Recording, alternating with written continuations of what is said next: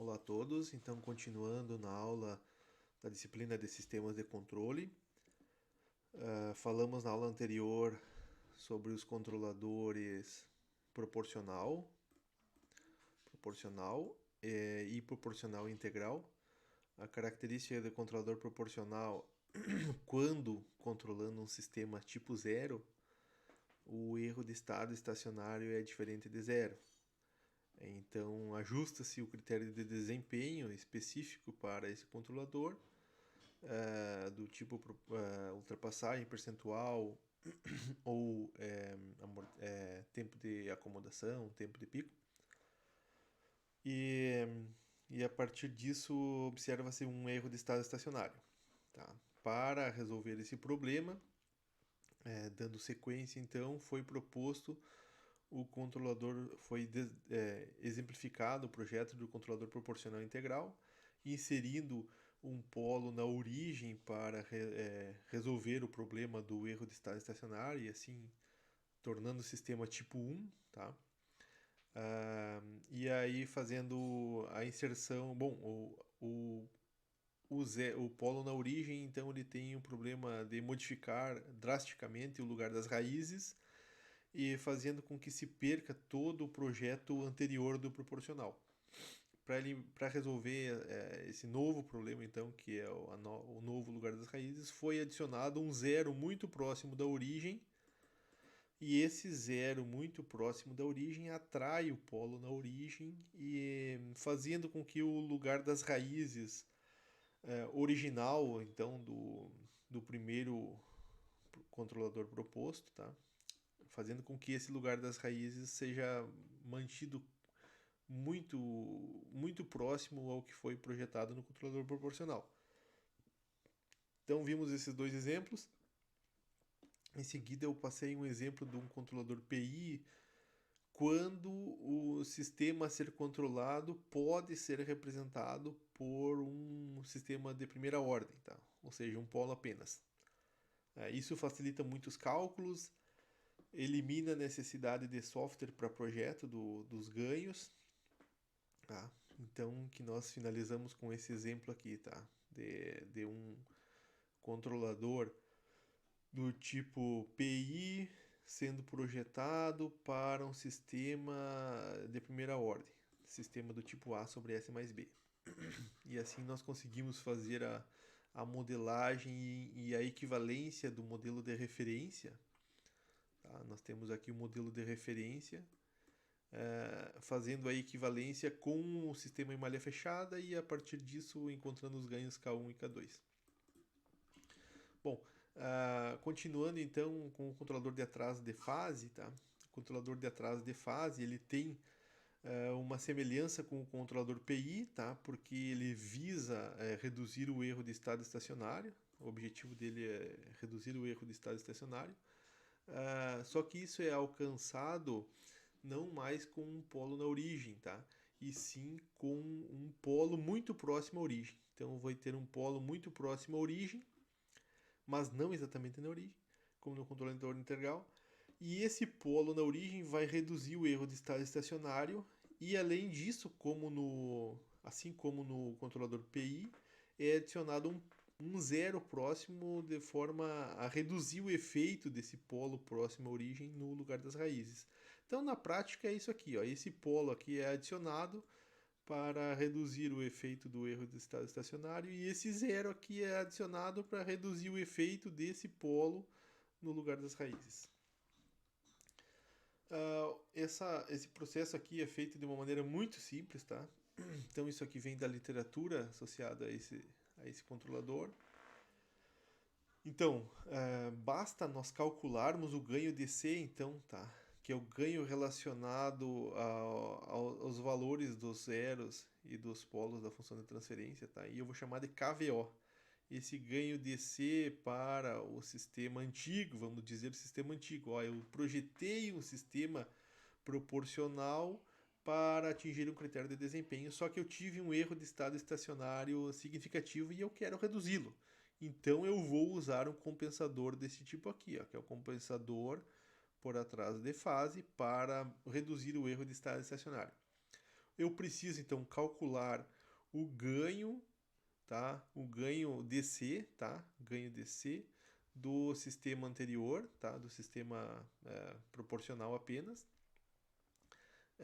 E eu vou associar com o ganho do novo sistema, tá? Então eu terei um novo ganho DC para esse sistema, onde são considerados, além dos zeros e polos do sistema da planta a ser controlada, tá? Eu vou considerar o zero e o polo do controlador em questão, tá? E fazendo uma relação entre esses dois ganhos aqui, ó, eu sei que o zero do controlador sobre o polo do controlador ele vai ser proporcional, então a divisão desses dois elementos tem o mesmo valor da divisão dos ganhos, o ganho novo e o ganho original. Só que esse valor é o mesmo valor da divisão entre os ganhos novo do ganho antigo, tá? Ganho novo e o ganho antigo.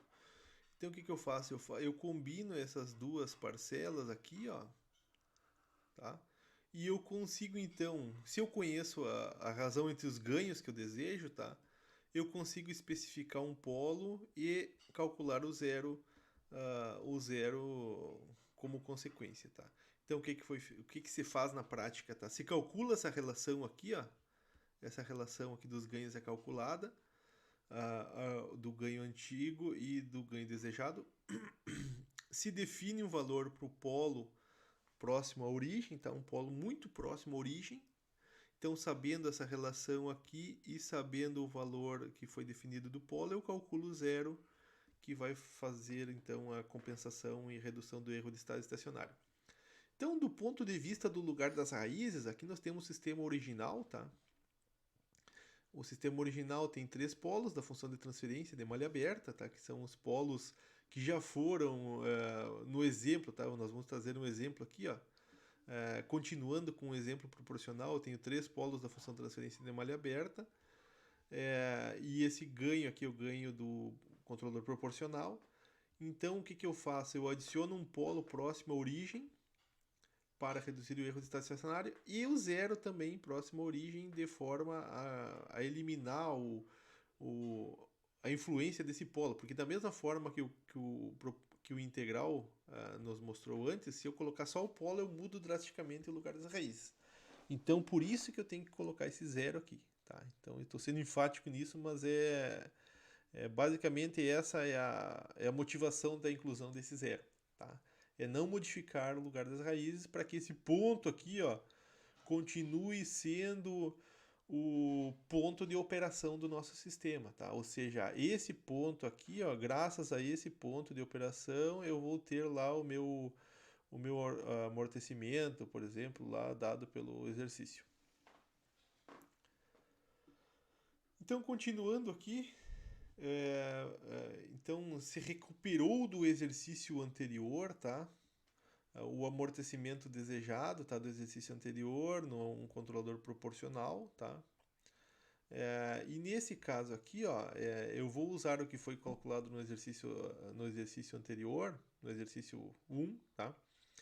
Para projetar um novo controlador, então, que tenha o controlador lag, que tenha uma atenuação de 10 vezes aqui no erro de estado estacionário, tá? Então, o que importa para nós desse novo exercício é que esse erro seja atenuado 10 vezes, conforme foi projetado no controlador proporcional. Então, eu conheço o erro do estado estacionário do controlador proporcional, que é do exercício 3, e eu quero que esse novo erro aqui, ó, seja o erro do proporcional dividido por 10. Em resumo, é isso. Então, o que você faz basicamente? Se recupera o valor, então, que foi calculado, tá? No controlador proporcional, o erro era de 0,108. Dividindo por 10, eu tenho o erro novo, tá? Esse erro é o erro do controlador proposto nesse exercício, tá? Que deve ser de 0,0108.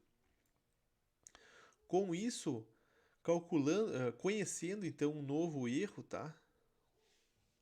proposto, eu posso calcular o KP novo, tá? O KP novo, então, ou o G de zero novo, tá? O KP é o mesmo G de zero, dado pela lá da aula de erro de estado estacionário, tá? Eu tenho o erro de estado estacionário é 1 sobre 1 mais KP, e o KP é o próprio G de zero, que vai ser o erro, vai ser 1 sobre 1 mais G de zero.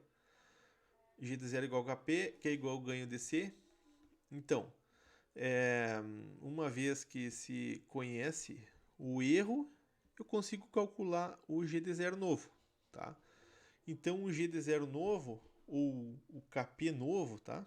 O G de zero novo ou o KP novo é manipulando essa expressão anterior. E eu encontrei o KP novo de 91,59.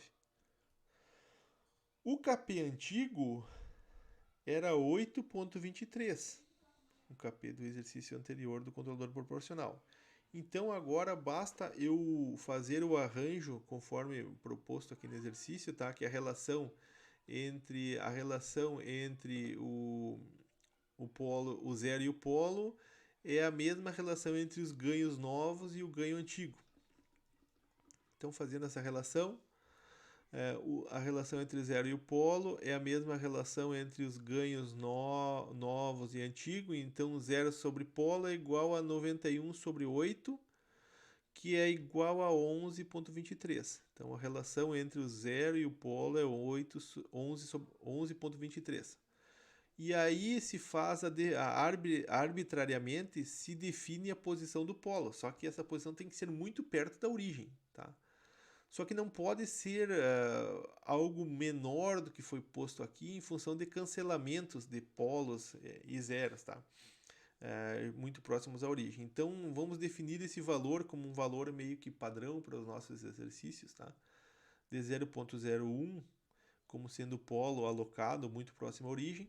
Dada a equação anterior, tá? Eu consigo calcular o valor do zero, tá? Então o valor do zero vai ser 11,13 vezes o valor do polo, dada a relação anterior.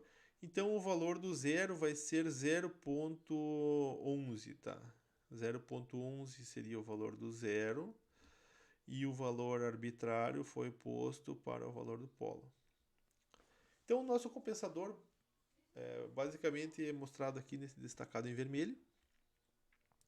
S mais 0,111 sobre S mais 0,01. Fazendo então, adicionando então esse compensador na malha fechada agora, tá? Com um ganho proporcional, lembrem-se que esse ganho ele sempre vai aparecer nos nossos exercícios, porque através dele nós conseguimos modificar a posição dos polos no lugar das raízes, tá? Então fazendo então esse novo arranjo aqui para o meu GDS, tá? Esse aqui passa a ser o meu GDS, gerando o lugar das raízes a partir do software, tá? O software MATLAB Octave. Eu vou mais uma vez excursionar o ponto no lugar das raízes de forma a obter o critério de desempenho. O nosso critério de desempenho continua sendo o amortecimento 0.173, 0.174.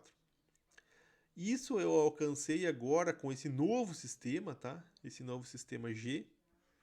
Eu alcancei esse critério de desempenho agora com um ganho de 157. Então, se eu aplicar esse ganho de 157, eu vou ter um amortecimento de 0.173 e o mais importante agora, um erro de estado estacionário reduzido, tá? Em função do compensador de atraso de fase. E, obviamente, em função do polo próximo à origem que eu adicionei. Se eu adicionar um polo próximo à origem, eu faço com que o meu sistema fique parecido com um sistema tipo 1, tá? Que é o sistema quando eu tenho o polo na origem. E aí, então, assim como eu mostrei aqui na simulação, tá? Aqui está o gráfico apresentado no livro. A diferença aqui, basicamente, é que o ganho que o MATLAB me forneceu, o meu K aqui é 157, tá? tá? E o ganho do livro é 158.1, tá? Então a forma como eu obtive esse ganho aqui usando o software, e a resolução desse software nesse movimento que eu fiz aqui, ó, me deu essa pequena diferença, tá? Mas vamos dizer que ela não é importante nesse momento, tá? Então, o valor correto então seria 158.1 para o ganho que conduz os polos ao amortecimento de 0,174 com um erro de estado estacionário reduzido. É feita uma simulação, ou melhor, são comparados em uma tabela os valores, então tá. Para esse novo ganho aqui, ó, é possível aqui calcular o valor do erro de estado estacionário. Erro de estado estacionário agora, né, é, é, é 1 sobre 1 mais g de zero, tá? Considerando o g, considerando o ganho em questão, tá? Vocês vão ter o erro que foi muito próximo ao erro projetado aqui, tá? Que é 0.01108 em simulação. Se obteve o mesmo valor, tá? Opa, desculpe, o erro novo desejado é 0.0108 e o erro antigo era 0.108. Então aqui nós temos, se fosse o controlador proporcional, o erro de 0.108, e se for o controlador com um novo compensador, tá? Nós temos o erro de 0.01, 0.011, que é aproximadamente 0,0108, que era o valor devido ao arredondamento, tá? Então isso foi feito mantendo os critérios de desempenho. A simulação aqui mostra para nós, tá? O controlador proporcional apenas atendendo o critério de desempenho de amortecimento de 0.104. E agora o mesmo critério atendido, tá? Observem que o transitório aqui, ó, tá? Ele foi mantido, tá?